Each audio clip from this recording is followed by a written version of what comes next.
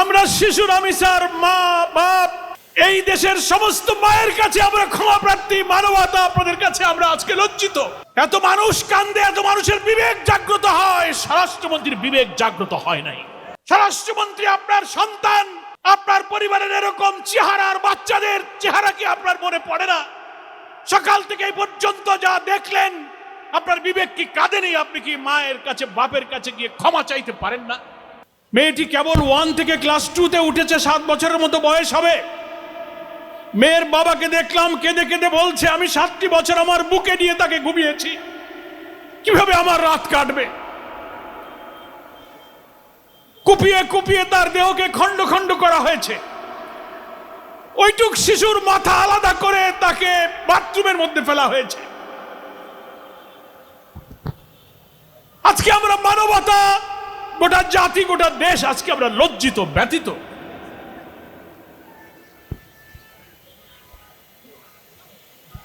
আমরা শিশু রামিসার মা বাপ এই দেশের সমস্ত মায়ের কাছে আমরা ক্ষমা প্রার্থী। মানবতা আপনাদের কাছে আমরা আজকে লজ্জিত।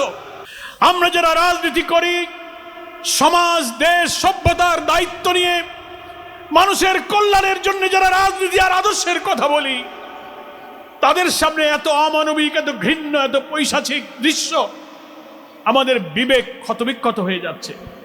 হ্যাঁ, আমরা এটা স্বীকার করি। সরকার হয়তো বলবেন, প্রশাসনের দায়িত্ব পালনে যারা আছেন তারাও হয়তো বলবেন, সমাজ তো অপরাধ থেকে কখনো মুক্ত হয় না, সব সমাজেই কিছু অপরাধ প্রবণতা থাকে।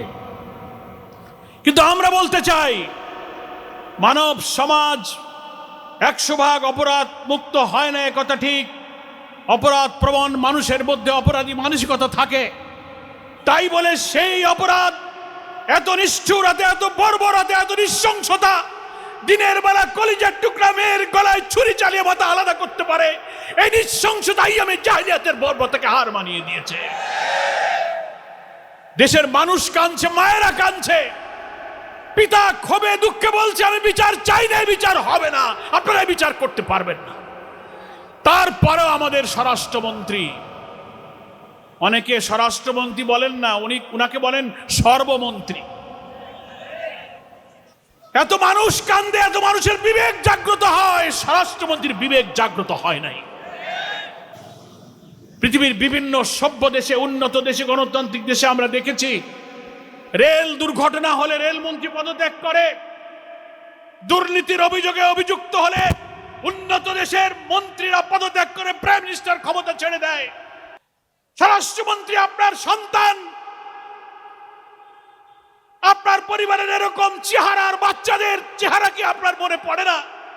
সকাল থেকে এই পর্যন্ত যা দেখলেন, আপনার বিবেক কি কাঁদেনি? আপনি কি মায়ের কাছে বাপের কাছে গিয়ে ক্ষমা চাইতে পারেন না?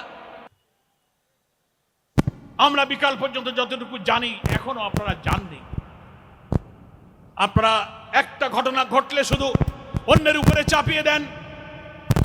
জামাত ইসলামী সহ বিরোধী দলের উপরে বলেন তারা মব সৃষ্টি করে। আমরা পরিষ্কার সরকার এবং দেশবাসীকে বলি, জামাত ইসলামী কোনো মবের রাজনীতি করে না। মিরপুরে আপনারা আপনাদের উস্কিয়ে দেয়া, দেশকে অস্থিতিশীল করে বিরোধী আন্দোলনকে সাবোটাজ করার জন্য আপনারা মাজার ভেঙে হামলা করে আপনারা সেটা ইসলামপন্থীদের উপরে চাপিয়ে দেওয়ার চেষ্টা করেছেন। সব কিছুতেই আপনারা বিরোধী দলকে আবিষ্কার করার চেষ্টা করেন। প্রশাসনে যারা আছেন, ল এনফোর্সিং এজেন্সিতে যারা দায়িত্ব পালন করছেন, স্বরাষ্ট্রমন্ত্রী আর সর্বমন্ত্রী, সংবিধানের টানাটানি ছেড়ে মানুষের জীবনের নিরাপত্তার দায়িত্ব পালন করুন। কাজ নাই, আজকে গেছেন আপনারা মিরপুরে গরিব মানুষের বস্তি উচ্ছেদ করার জন্য। দুঃখী, বঞ্চিত, অন্নহীন, গৃহহীন মানুষেরা সেই পুলিশকে ধাওয়া করেছে। আমরা পুলিশের ধাওয়া পছন্দ করি না, কিন্তু গৃহহারা মানুষকে যখন আপনি উচ্ছেদ করতে যান, অস্তিত্ব যখন টেকে না, তখন তার বাঁচার জন্য আর কোনো উপায়ও থাকে না। সে পুলিশেরা সেখান থেকে ধাওয়া খেয়ে ফিরে আসছে। হামে প্রতিদিন লোক মারা যাচ্ছে, 10, 20, 25, কয়েক শত শিশু। আপনার ঘরে, আমার ঘরেও তো শিশু আছে, আমরাও তো শিশুদের পিতামাতা। শুধু আপনি আগে দোষ দেবেন, আগের সরকার টিকার ব্যবস্থা করেনি, এই হামের প্রাদুর্ভাব যখন শুরু হলো, সেই সময় টিকা হয়নি বলে কি আধুনিক চিকিৎসা বিজ্ঞানের এই সভ্য জগতে হামের মধ্যে একটা অসুস্থতায় শিশুদেরকে হসপিটালগুলোতে বিশেষ আধুনিক বিশেষায়িত চিকিৎসা দিয়ে এদেরকে জীবন রক্ষার চেষ্টা কি করা যেত না? আপনারা সেই ব্যর্থতা ঢাকার জন্য সবকিছু কি আপনারা পিছনের লোকদের উপরে দায় চাপাবার চেষ্টা করেন। ফলে আইন শৃঙ্খলায় আপনারা জনগণের হক আদায় করতে পারছেন। নিরাপত্তা আপনাদের কাছে দেওয়ার মতো কোনো চরিত্র নাই।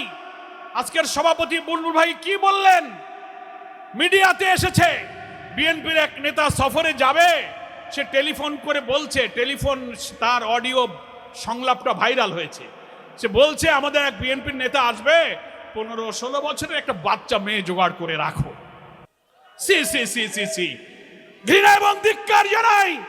বিএনপি ছাত্র দল, যুব দল, তাদেরকে আপনারা এই যৌন লালসার লোলুপ শিক্ষা আপনারা দিচ্ছেন। ধর্ষণ, যৌন বিকৃতি, যৌন উন্মাদনায় লালসা বিএনপির নেতাদের মধ্যে কি পরিমাণ তৈরি হয়েছে। নেতার সফর উপলক্ষে মেয়ের জোগাড় করতে হবে, এই যদি রাষ্ট্রীয় ক্ষমতায় থাকা দলের চরিত্র হয়, তাহলে এই ধর্ষণ যারা করে, নৃশংসতা যারা করে, সব জায়গায় এই দলের লোকদের মদত এবং সাহায্য আছে। শুধু গ্রেফতার করে মানুষকে সামাল দিলে হবে না, এমন বিচার করতে হবে প্রত্যেকটি শিশুর পিতার হৃদয় যেন প্রশান্ত হয়।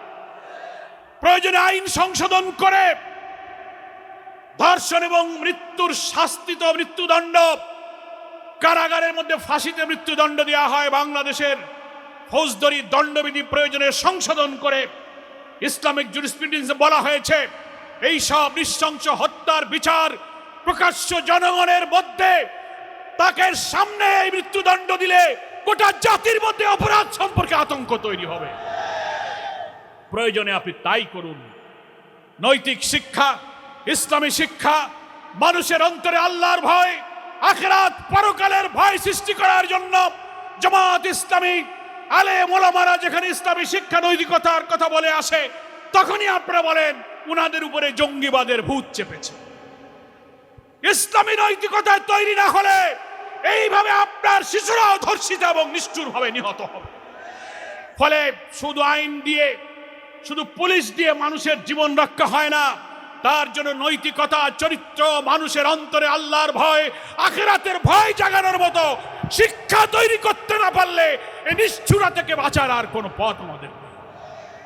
প্রিয় ভাইয়ের আমার, আজকের সভাপতি আপনাদের কাছে অনুরোধ করেছেন আমরা আমাদের এই ছোট্ট কন্যার হত্যার প্রতিবাদে কিছুটা বিবেককে সান্ত্বনা দেওয়ার জন্য অন্তত বিক্ষোভ করে অন্তত হৃদয়টাকে প্রশান্ত করব। সবার চোখে পানি, সবার হৃদয় কাঁদে, কিন্তু আমাদের সর্বমন্ত্রীর হৃদয় কাঁদে না।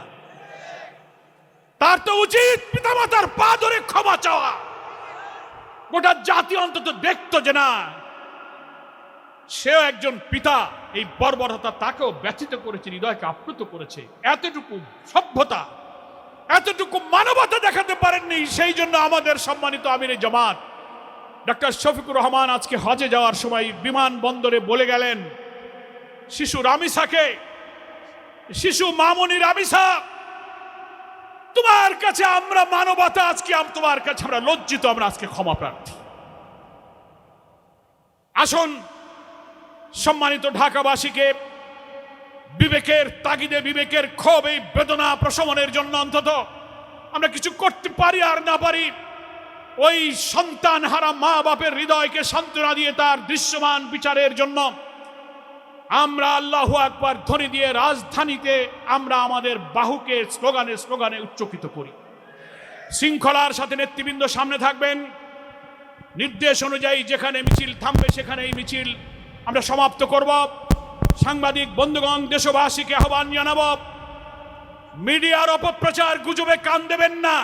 কিছু হলেই জামাত শিবিরের দিকে আপনারা ঠেলে দেবেন। জামাতের এমপিরা চাল চুরি করে, গম চুরি করে, যত মিথ্যা প্রচার সবগুলো হচ্ছে গুজব, গুজব, গুজব। এআই দিয়ে ফটো কার্ড করে ফেসবুকে নানান প্রচার করে জামাতের এমপিদের নৈতিকতা, সততাকে ম্লান করার জন্য একটি পরিকল্পিত সিন্ডিকেট তৈরি করা হয়েছে।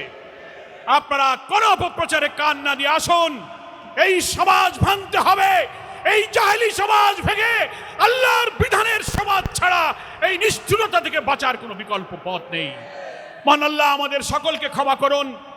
শিশু রামিসার পিতামাতার কলিজায় ধৈর্য দিয়ে হৃদয়কে প্রশান্ত করুন এবং প্রকৃত অপরাধীর দৃশ্যমান শাস্তি হোক সেই দাবি করে, সেই আশাবাদ ব্যক্ত করে আজকের সমাবেশে আমার বক্তব্য এখানেই শেষ করছি।